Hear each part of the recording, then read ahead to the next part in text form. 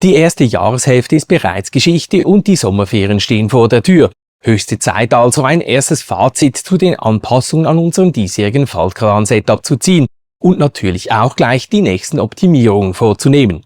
Von den insgesamt 12 Anpassungen, die ich bisher vorgenommen habe, haben sich mittlerweile bereits 10 bewährt. Einzig der Roadbaker Campingbaugofen kam bislang noch nicht zum Einsatz und muss seine Feuerprobe nun während unseres 2-wöchigen Sommerurlaubs bestehen. Leider durchgefallen ist hingegen die magnetische Haltung für die Starlink Mini-Antenne aus dem Hause Campnetic. Das liegt vor allem daran, dass die Auflagefläche zwischen dem flachen Magneten und dem runden Gestänge des Faltcaravandachs schlicht zu klein ist, besonders dann, wenn die Antenne in einem Winkel steht, bei dem der Magnet das komplette Gewicht tragen muss. Aus diesem Grund fliegt die Haltung bereits wieder aus unserem Setup. An ihre Stelle tritt ein ProPlus Flaschenzugset, das links und rechts des regulären Antennenfußes angebracht und anschließend auf beiden Seiten mit den bestehenden, jedoch ungenutzten Abspannösen des Kempler Passion Hauptzeltes verbunden wird. Bei Sturm dürfte das zwar nicht verhindern, dass sich die Ausrichtung der Starlink Mini-Antenne verändert, aber immerhin sollte sie so bei heftigen Böen nicht mehr einfach vom Dach gefegt werden. Bereits im vergangenen Herbst hatte ich unsere bewährte Berger Wäschespinne durch einen kompakten Live-Height-Wäscheständer ersetzt. Der Grund dafür war simpel. Der Wäscheständer sollte künftig zusammen mit unserer Verschweißertoilette in den Deichselkasten passen. Im Urlaub über Auffahrt kam er nun allerdings zum ersten Mal wirklich zum Einsatz und hat uns leider alles andere als überzeugt. Da wir durch den Umstieg von der Kempler Dachbox auf die Kombination aus Dachgepäckreling und Fahrplane nun aber mehr Platz auf dem Deckel des Zeltanhängers haben, feiert die Berger Wäschespinne zu den Sommerferien ihr Comeback.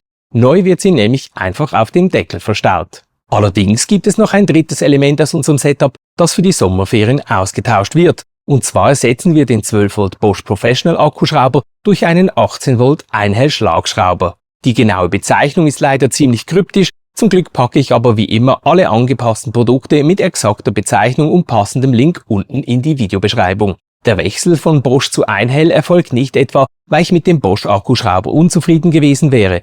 Ganz im Gegenteil. Der Hauptgrund ist, dass ich die Anzahl der mitgeführten Akkus reduzieren möchte.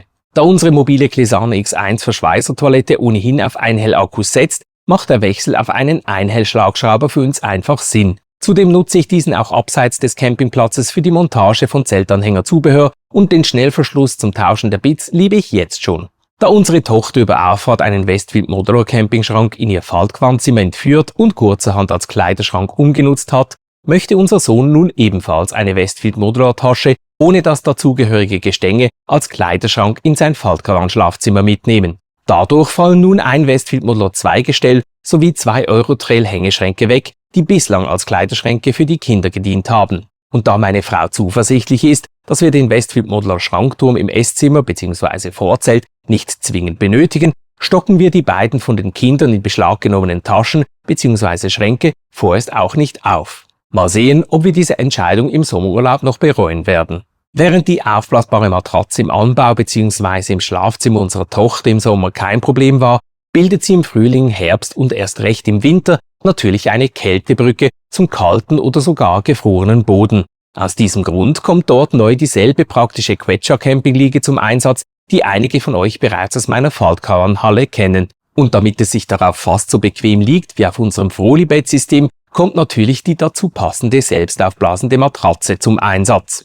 Nachdem ich bereits im Herbst und Winter die mir von Kunden wärmstens empfohlenen Silent Night Wärmeunterbetten im Campingalltag testen konnte, hatte der Rest der Familie über Auffahrt nun ebenfalls zum ersten Mal das Vergnügen und das erst noch bei ungewöhnlich kalten Temperaturen. Aus diesem Grund gehören die mittlerweile insgesamt 3 Wärmeunterbetten nun fest zu unserem Setup. 2 in der Größe 140 x 150 cm für die beiden festen Betten des Campbell Faltcaravans und eines in der Größe 80 x 150 cm für den Anbau bzw. die neu hinzugekommene Pritsche unserer Tochter. Für den bevorstehenden Sommerurlaub bleiben sie natürlich trotzdem zu Hause.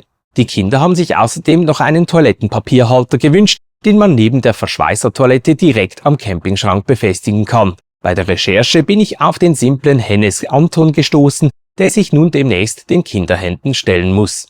Nach dem regengeplagten und entsprechend matschigen Campingurlaub über Auffahrt wandern zudem die beiden IKEA-Schuhmatten fix in unser Setup. Ursprünglich waren sie nur für Schnee- bzw. Wintercamping gedacht, künftig sollen sie aber generell verhindern, dass dreckige oder nasse Schuhe ihre direkte Umgebung in Mitleidenschaft ziehen.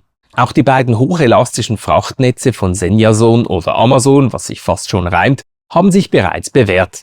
Diese hatte ich still und heimlich schon während der letzten Reise zur Ladungssicherung auf dem Deckel bzw. zwischen Dachgepäckreling und Fahrplane getestet.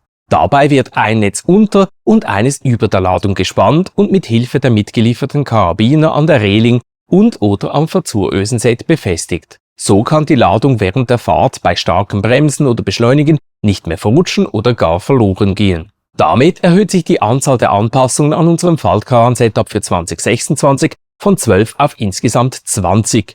Über die einfach zu merkende URL falt.house/setup kannst du aber jederzeit unser komplettes Setup mit allen Elementen nachschlagen. Da im Rahmen des diesjährigen Setups viele Elemente ihren Verstauungsort während der Fahrt geändert haben und sich während des Sommerurlaubs vielleicht noch weiter etwas verändern wird, werde ich im Anschluss an die Ferien neben der kompletten Roomtour vermutlich auch noch ein Video-Update zum Thema Beladung drehen. In den nächsten 2 Wochen wird es auf diesem Kanal zwar keine neuen Videos geben, dafür gibt es während unseres 2-wöchigen Sommerurlaubs wieder tägliche Instagram-Stories aus unserem Campingalltag. Dort werde ich auch immer wieder Fragen beantworten, die während der Reise aufkommen. Folge also unbedingt auch dem offiziellen Instagram-Kanal, wenn du keine Story verpassen möchtest. Ansonsten sehen wir uns spätestens im nächsten Video. Bis dahin wünsche ich euch allen weiterhin frohes Campen.